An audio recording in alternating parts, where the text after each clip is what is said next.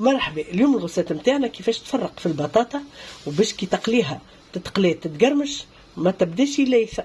البطاطا اللي تتقلي هي البطاطا الرملية، ريناها هذه رمل، هذه يعيطولها الخضارة قفصية، تتقلي يعني تحطها طول تتقلي لك. بطاطا قشرناها اغزرولها حطيناها في الماء، هذه بيضة وهذه مستصفرة. هذه بيضة مليانة بنشاي يعني حتى كي تقليها باش تكحلك، وهذه المستصفرة هي اللي باش تطلع تتقرمش. حطينا الزيت يسخن الاثنين باش نقلي ونوريكم كيفاش تتقلى.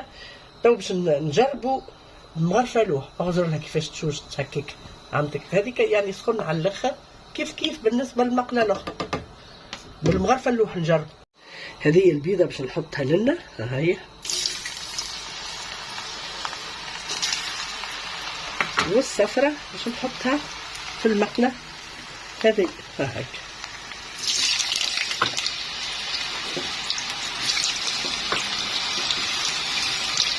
ونقعد نتبعوا مع بعض. هذه ما طبتش راهي حمارت من بعد تتليف على الاخر. باغ بسم الله.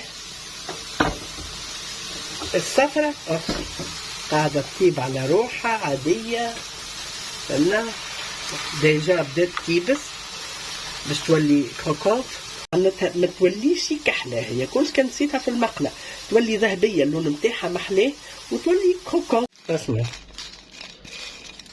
سمعنا خرشت هذيك دليل اللي هي تتقرمش، فهمنا. وهذه باغ كونتر شا جا لاصقة في الصفر،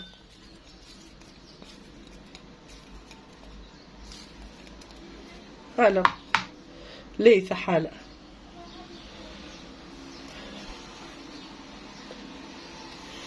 البطاطا مهما كانت تحبها تتقرمش يلزمك تغلي الماء وتقصها هكاك جراير متساويين وماذا بيك فرد طول، وتغليها في شويه ماء، وقتها يتنحى النشا الكل تنجم تجيك كروكونت. انا لقيت الحل بالنسبه لي، نصبر البطاطا بتاعي، هاي هذه استعملتها خاطر قاعده البارح، حتى البارح استعملت.